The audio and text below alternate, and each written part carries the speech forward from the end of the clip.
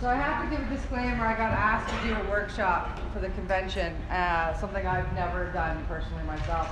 Been to a lot of them, never actually done one. So my sponsor has done a fears inventory many times, which I've attended, and of course my brain's rocking around. Well, what can I do? What can I do? What can I do? And I thought, keep it simple, stupid. You know, you've got this. You know, so I called up my sponsor and I said, hey man, look, you know, I've been asked to do a workshop. Do you mind? Can I steal your stuff? And he's like, go for it. All the power to you. So this is definitely not anything I've put together. I have to give all of the accolades to my sponsor back in Mississauga. But I thought that, you know, a lot of, you know, it says here at the beginning, we drink and use because we like the effect, but why do we need to change the way we feel? Because we suffer from a disease that is rooted, and the root of our disease is self-centered fear. This is the crux of the problem. So it's important to take a good look at our fears so we begin treating the real problem instead of just symptoms like selfishness. The question is not why I'm selfish, but why did I find it necessary to be selfish? So, you know, that's why in step 4, it's, you know, part of our step is to do the fears inventory. And it's because it is the crux, for me personally, it's the crux of all of everything of who I am. And it was explained to me that my fears are like a tree. So I've got all these branches, and each branch kind of represents a fear that I have. You know, not being good enough, not being lovable, so on and so forth. Everybody's kind of got their own fears. And out of those fears pop leaves, which are my defects of character. So these are the things that I show up when my fear is there, my defect of character comes into play. So what is the fear? Anybody want to give a suggestion? Give like one of their biggest fears and we'll kind of go through it. Abandonment. Abandonment? I like that. We'll go with abandonment. First one I hear. Abandonment. When and where does this fear occur? When does abandonment occur for some? Relationships. For relationships. My mom leaving me. Pardon? My mom leaving me. Mom, family, right? Fathers, mothers. Pardon? Getting kicked out of the way. Getting kicked out of places that you live, right? You know? Getting told, hit the road, Jack, you're out. You know, that's abandonment, feeling left on your own.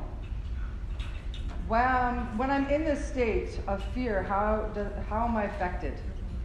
Consider both ways of thinking and acting out. This gives great insight into how my defect of character shows up. So when these things come up, how do I act? I act angry, I act nasty, I close down, I become introvert possibly. Any other suggestions? Anxiety. Anxiety, definitely. Anger. Anger, definitely. That's the most popular one, right? Rebellious. Rebellious, yep. We get inconsiderate to others, right?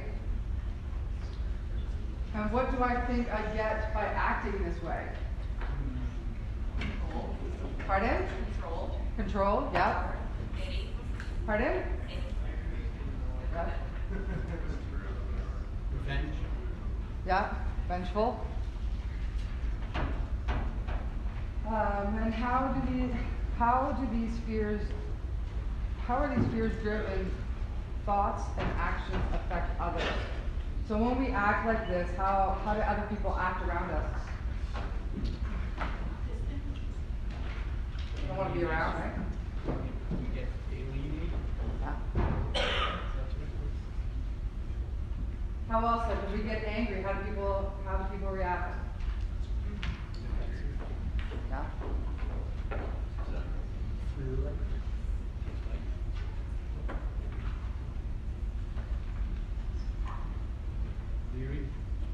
Very, yeah. They tiptoe around us when we get angry because they just don't want us to blow up. I know I did a lot of that, and I know a lot of people probably done that around me.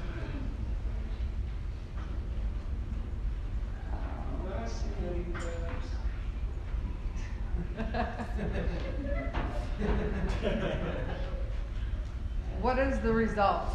Self-fulfilling? Did I actually create the thing I was afraid of? Any patterns? So abandonment, I act angry, the other person doesn't want to be around me. What have I done? I've created the of abandonment. So our actions tend to always, have that, can I talk right now? Excuse me? That's, not cylindrical, what's the word I'm looking for? What? Yeah, well, circular. It all wraps around. I'm trying to be smart here and use a word that I don't know how to fucking use, With my fear, I don't want any of you to think I'm stupid, so I'm going to try and use big words, and it's just not going to work. And why do I have these fears? Where does it come from?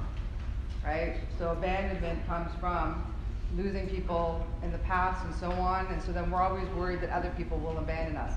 Things that have happened in our lives then present themselves in other areas of our lives.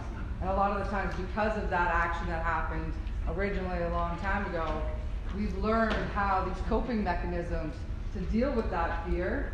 It's our natural path to go. So when it creeps up or shows itself somewhere else, we go back to those behaviors because we know that's how we're able to get through the uncomfortableness, the fear, right? And what are some solution behaviors I can try the next time I feel this fear? Talk about it, very important, yeah. Communication. Pray, yeah, definitely. Pray to have it removed. Or pray for the direction of what you should do instead, right? What's the next best step? That's what my sponsor always said to me. What's the next best step? What would love do? You're going to hear me say that throughout this presentation. And I mean, it's always hard to think like, well, fucking right. No, you're not. So what would love do? Because if, love wouldn't tell you to be an asshole, right? Love would tell you to be accepting and open-minded and considerate to somebody else. And realize that you're creating that fear yourself. So unhappy, irrational fears are things we create in order to protect our ego, right? I don't know about anybody else in this room, but I got a big, huge, massive ego, and it does not want to see the light. It does not want to shine at all. And for me to have to look at this stuff is putting a light on that ego, and it doesn't like it. I think that's probably one of the biggest reasons why, for me, it was so hard to get through my step 4. Was because the ego had to come out into the light. I had to actually put it down on paper and see it for what it was. And it didn't like that idea. And the solution our ego comes up with seems to make perfect sense. Hence the acronym FEAR. And that fear is false evidence. Thank you. False evidence appearing real. This is why the big book suggests that faith is the solution to fear. Trust versus controlling, and relying on God instead of others, things, and circumstances. This is also why we put such emphasis on ego deflation. Let go of the need to protect my ego, and a lot of my fears will just fall away. So how do I actually do this in a practical way? Rely on God. Example, a person is not giving me the love and attention, approval I want. Normally we might get nasty, sarcastic, or demanding, or we might become more gracious, pleasing, or attentive. How am I affected? This is me putting my reliance on people and trying to get the love I need from them. Instead of reacting in this way, pause and remind myself that this is just that. I am not good enough or unlovable. Button being pushed again. And that's not true. I turn to God for that love instead. Because I can't put my faith in, I can't put anything in other people to be able to bring me up, to make me feel better. The only thing that I've had in my life that has ever been able to do that for me is my higher power. Trusting and giving it over to God. My understanding of that is where my reliance comes on now, of getting out of my defects and out of my fears and living a life where I'm happy and content on a day-to-day basis. But there's also some practical things I can do to help myself deal with fear and move through it more successfully. Remind. When triggered, remind myself that this is just the old fear button getting pushed, and that I'm thinking, feeling is not true, and reaffirm the truth. B is reframe. Apply a different perspective. Reassign meaning. Example, this guy is disrespecting me. Oh God, how often does that happen? I had an incident actually, when I got early in recovery and I was on the GO train back in Toronto. And it was early morning and it was packed. And of course you don't want to get into the middle, standing in the middle of the train, because then you're kind of stuck in there, right? Well, this girl, she's a little tiny thing, and she kind of like puts herself up against the wall so that she doesn't have to move further down the road, even though she was in front of all of us. And so the rest of us have to walk past her. Oh my God. Did I not want to throw her off the train? Like, I just had this anger built up in front, like just so much anger. And thankfully, because I was at a stage of working through my program, that I kind of stopped, I paused, I thought, what is happening here? Why is she bringing on this fear? Like this anger, which is resulting in a fear of not being good enough, right? I think she's better than me, or she thinks she's better than me, and all this kind of stuff. And you know, I stop, I take a moment, I pray, I ask for it to be removed and not be so angry. Because why am I giving my power on to somebody else? You know, like you get cut off by that person on the road. You don't know why they're in such a hurry. We don't know why they're being, you know, what we perceive or what I perceive in my head as them being a dick. Maybe they're, you know, in a rush to get to the hospital. Maybe they had a really bad day, you know. And if I get angry about it, which believe me, I still have a hard time and do all the time, I mean, shit, I was just racing some girl up the street this morning because I didn't want her to get in front of me. Like, it still comes up. And then, you know, and I stop and I think about it, I'm like, oh, maybe I didn't stop and do my prayer meditation this morning, because if I had done that this morning, that probably wouldn't have felt like such a, you know, a thing to do, right? So, this guy's disrespecting me. Is this about me, or maybe he's got something else to do, something else going on with him? Who knows what he's been through today or in his life. I like using the sick man prayer. And everybody that's gone through the steps knows what the sick man prayer is.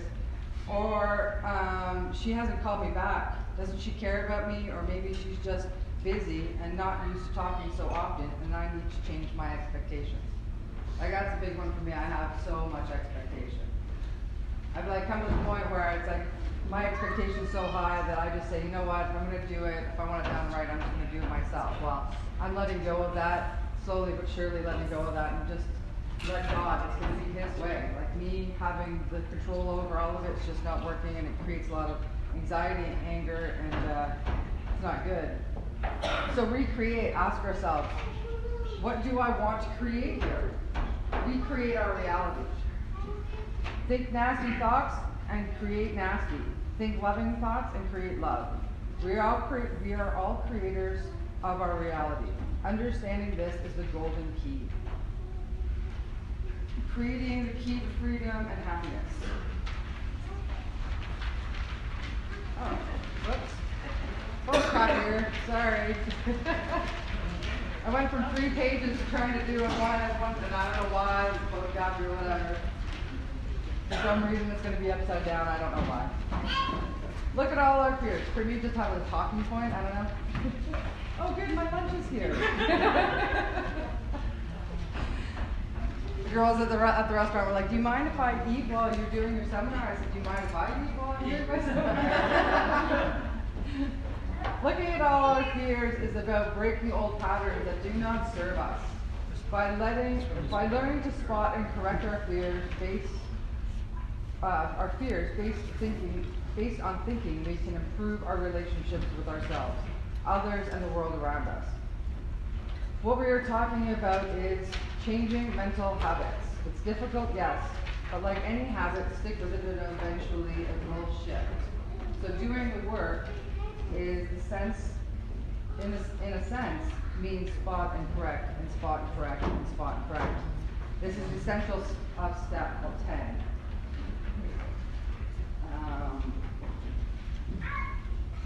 Living consciously so I can continue to spot and correct. Our defects of character are linked to our fears, like I said earlier. Fears show up in our behavior as defects of character. The best way to overcome defects of character are to trace them back to their fear roots, so we can understand and remind ourselves of what's really going on and putting our fear inventory work into action. By drawing on the solution behaviors we have identified, we can create better results in all areas of our lives. This kind of conscious living is the essence of character building. And character building is the essence of self-esteem. And self-esteem is an absolute requirement if we are to be happy. That's why this work is so necessary. If we do it, and if we do it, we earn our own respect, begin to love ourselves, and begin to experience lasting happiness. If we don't, real happiness seems to elude us. Step 6. Awareness. What is the right thing to do when I'm willing to do it? Some defects of character are so deep I cannot just decide to change them. In step 7, the book tells us to pray for the removal of difficult character defects, but we cannot just throw all of it to God and do nothing else about it. We have to continue working the other steps, in particular the fear work, to gain awareness about why we think these behaviors are necessary and remind ourselves of the truth. By continuing to work and continuing to pray, we firmly plant the desire for change in our subconscious. In other words, we direct our indwelling Trinity, God, our higher self, and our lower self, to singleness of purpose. This process is like the shedding of skin. Everybody hear about like the onion, like the blooming onion or whatever that you get at the Aussie place. I don't know if that place is still there anymore. But it's like picking off the layers, right? It doesn't happen overnight, obviously. I mean, a lot of us would really like to sit down and do our step 6 prayer and be like, okay, I'm done. Walk away. No, I mean, this program, like many talk about, is a program of action. And it was explained to me when I was in recovery house that I was still driving the bus. God was my navigator, and he had the maps to where I had to go. And a lot of that is, it's not just giving up and saying, okay, God's going to take everything and I don't have to do anything. There is still a lot of work that has to be done, and making sure that that we get to that fulfillment of happiness.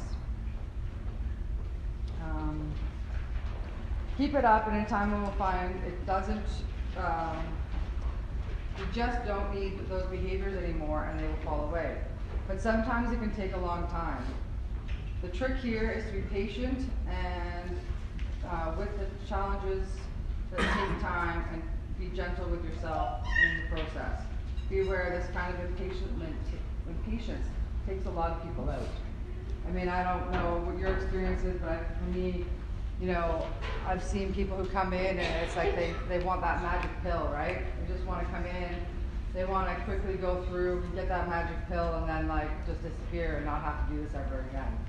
And that's not what this program is about. It's something that I've committed to and will commit to for the rest of my life, because that's the only way I'm going to stay clean, is being here and being involved. And having patience. I mean, not just patience for other people, but having patience for myself. I ended up getting this intention bracelet, which I thought would have probably fallen off by now, but I guess, my intention's not fulfilled, because that was the whole idea behind the bracelet. But it was to be gentle with myself and kind to others. Because I need to be reminded of that, because that's where one of my defects comes out, is that I'm not gentle with myself, and I can be extremely judgmental to everyone else. Because I'm so insecure about myself, I have to lash that out onto other people. It is the real work is the program is done in the moment, which is the most difficult thing to do, right? Because we live in a hot, fast-paced world today. Like, we get text messages, we get messages, and we just automatically want to just respond back out. That whole thought comes to us, and we're like, I know exactly what to say here. Probably not the right thing to say. That first initial thought for me is always a negative, and my back is up, and I'm being defensive, and I'm lashing out. And it's definitely been a beautiful experience for me when I've taken that moment. Maybe just write that message or write something down, but then give myself a moment before I send it off. So I've learned, at work, that I don't put anybody's name above the email. I just write the email, because if you put the name up there and you by accident send it, then you're good. So I just I stay away from that, to put what I need to say, and then come back to it a little bit later, read it, and think, is this necessary? You know, the anger's kind of dimmed down now. You know, is this really going to be productive in what I'm going to say here? The moment is the battle, in the battle is either won or lost. When I'm about to react, I need to train myself to pause, apply my AA, attitude adjustment, and respond. Remember, we define who we are by our demonstrations, and we make our demonstrations by how we respond to life in each moment. So what will your demonstrations be? Here's my thought. My sponsor's thought. Process in the moment when I'm triggered by a fear and I'm tempted to react. Stop, don't react. I feel like I want to do this, but that's not what I want to be. I know that kind of reaction is rooted in low self-esteem, and that's not what I want to demonstrate. It's just the fear button being pushed again. Besides, what will likely happen? That's not what I want.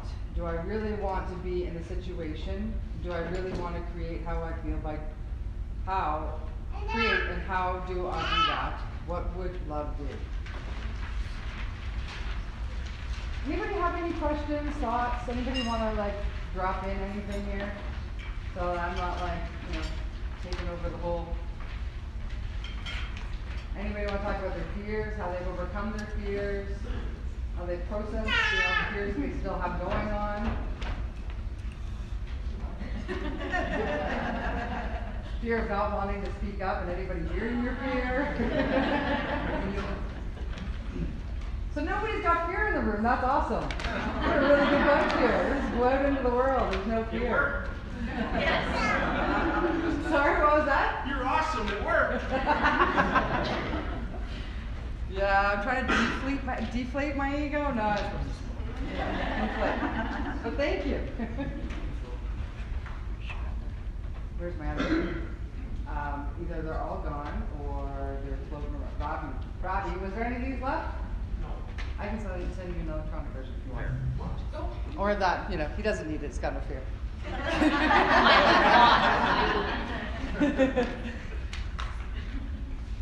This is the one thing I love about being in a room like this, being with my fellow addicts, is that we can say some shit. No people would just be like, you just get it out.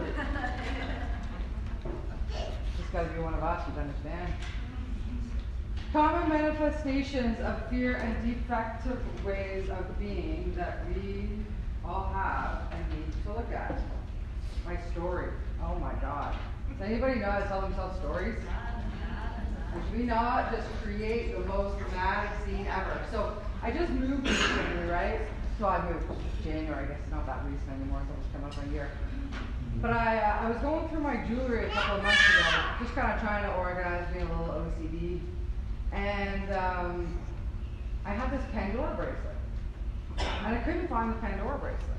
And I thought, I swear to God, I remember I had it hanging on this jewelry tree that I have.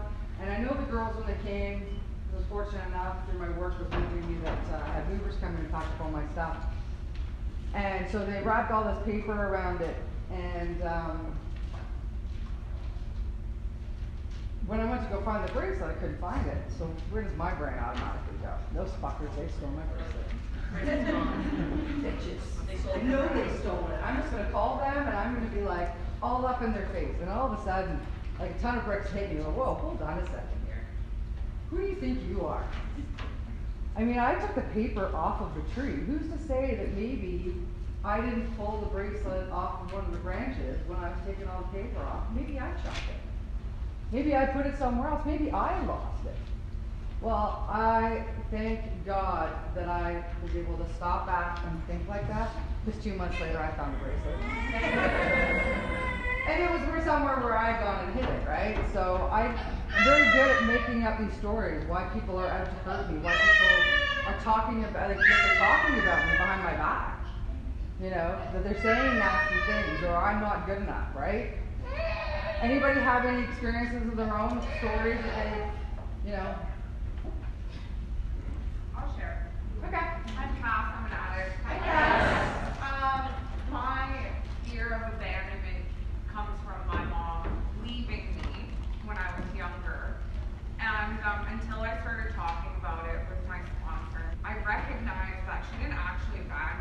she thought she was giving me a better life by allowing me to live with my grandparents, people who could take care of me.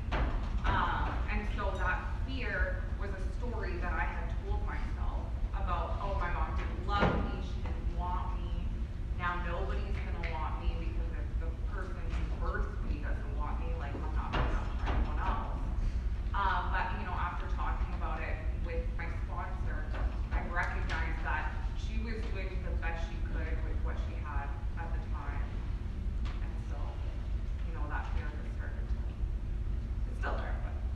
But you're working, you can Yeah. spot and correct it and Yeah. see, like, when those things come up, like, that person who is gonna call you, you know, doesn't call, you don't start thinking like all the worst things in the Yeah. world, right? Anyone else wanna share an experience in a time where they made up this great grandeur of a story? When you text somebody and they don't answer you right away and you're already making a story, like what, you're already like answering their question you asked them, and meanwhile it's half an hour later and they're just busy. Oh, yeah. Well, the worst one I had is that my coworker that I work with, she does Eastern Canada for safety. Well, she still has it on her iPhone that it says that she's read it. Like, you know, like you send a text message out and it says that it's been read. Like, she hasn't gone into the settings and changed that. Oh God, did that bring up a lot of anger. I'm like, bitch, you read it. How dare you? And then of course all of that comes up. I'm not good enough. I shouldn't be here. I shouldn't be doing this job. She doesn't like me. Blah blah blah blah blah. Yeah, that was fun. She still has that, even though I've asked her to change it.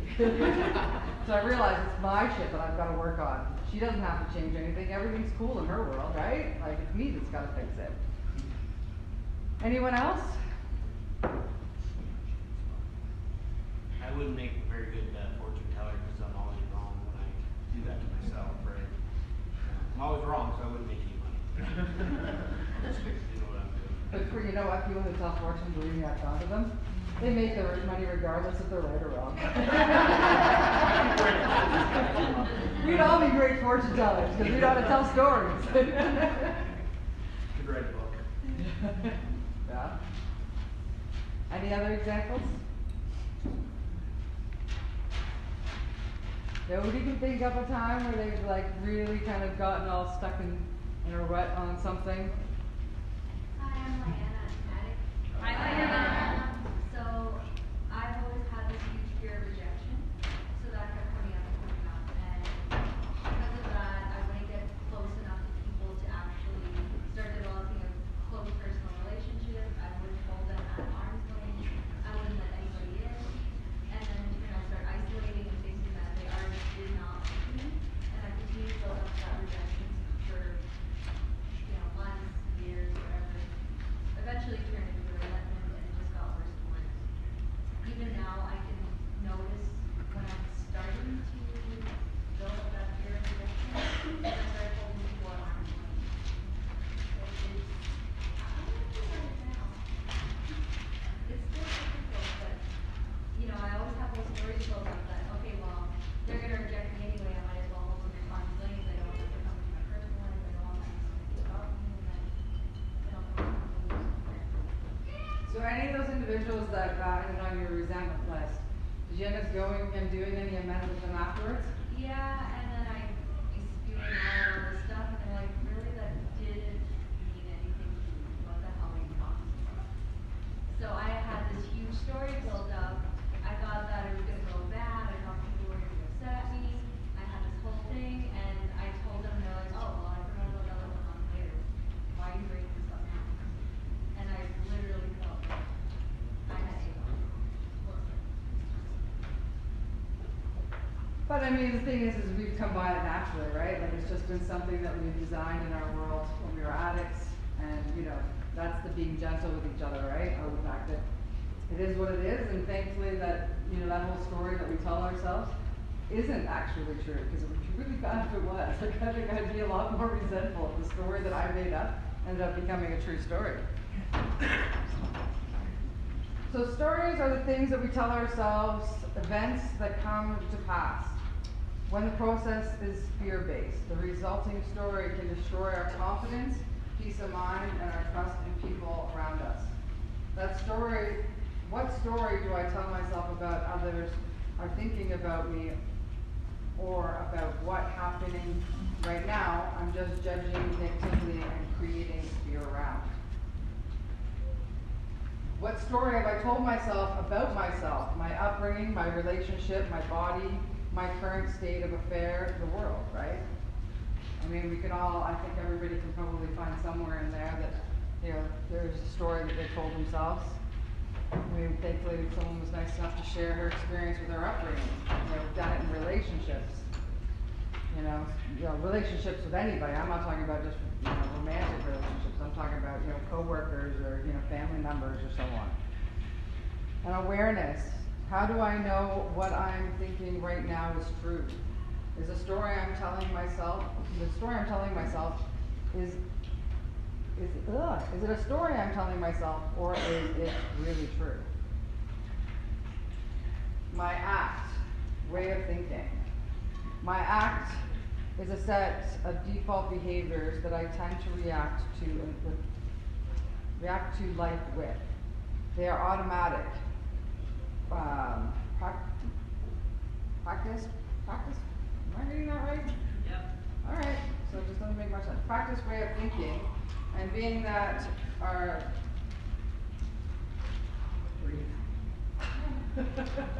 Practice ways of thinking and being that are adopted. Yes, thank you. Because they protect us in some way, usually social situations. Clearly, since they are designed to protect us, they are fear-based. When a fear button gets pushed, what acts do I tend to fall back on? The know-it-all, the big book thumper, the big shot, the submissive, the list goes on and on. My acts seem to serve me at the time, but does it really? How do others react when I play roles? What does this behavior cost me? What is the better way to respond? Awareness. I am in an act to protect my ego, or am I being of authentic self? What do I really want to create here? Remember, fear-based tends to be self-fulfilling. Simplifying the question. Every thought and action is either an expression of love or of fear, and fear-based way of responding to life tends to be dysfunctional. Asking myself throughout the day, in any situation, whether my thoughts, decisions, or actions are coming from a place of love or fear, can help me get clear on how fear shows up in my life and enables me to choose, create differently. Awareness is coming from a place of love or fear. What would love do? So that's pretty much the nooks and crux of it, of the fear inventory. Does anybody have any questions, thoughts? Pardon? Oh, freaking starving.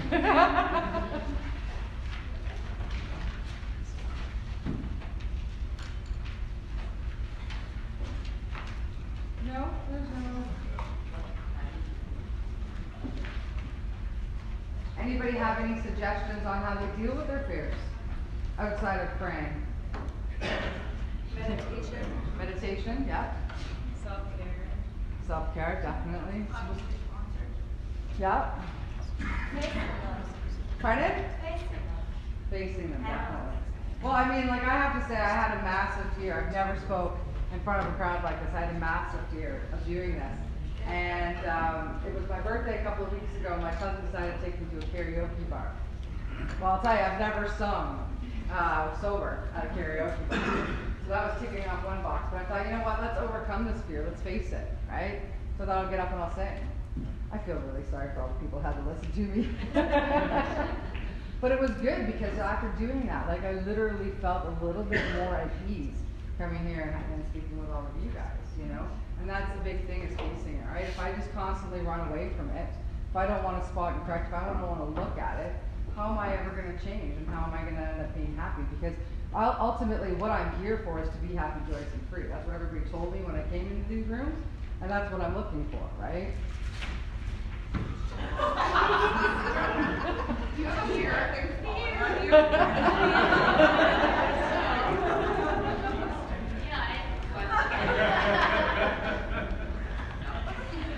Just leave it. When we go back to the stories that, you've told about yourself, your upbringing and things like that, yeah, there's stories I'm sure that we've all told ourselves, but in my situation, one of the stories that I've told myself has actually proven to be correct. So, how do I adjust to that? Does anybody want to, so, like, my thinking is, and this is just my personal thought, and anybody in here disagree with me, go right ahead. Is that, so there's truth to it, but it's created fears within your life. Yeah. And how you deal with other people because of that. So that truth is what it is, and there's nothing you can do to change it. But I would want to do is to look at where it's come up in my life so that I'm not having to live with that fear in other aspects of my life. Like, I can't change this situation, but I can change how I react to other situations that may be similar to that. Okay. Does that make sense? Yes. But we've And I got, believe some of the things that we fear when it comes to things that happen to us, we're not necessarily afraid of that thing, but how we might feel in reaction to that thing, not being able to go through that. And that's something that we can absolutely have faith about, that no matter what emotion we're going to be experiencing, we'll survive. It's a physical reaction like really bad indigestion. The emotion will pass, and so will the gas.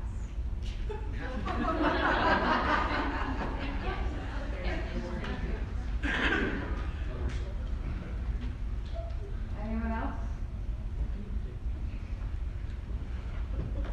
Well, if not, I thank you all very much. I would have liked to have filled an hour, but obviously I talked too fast or I just didn't have enough. But thank you all very much and I appreciate it.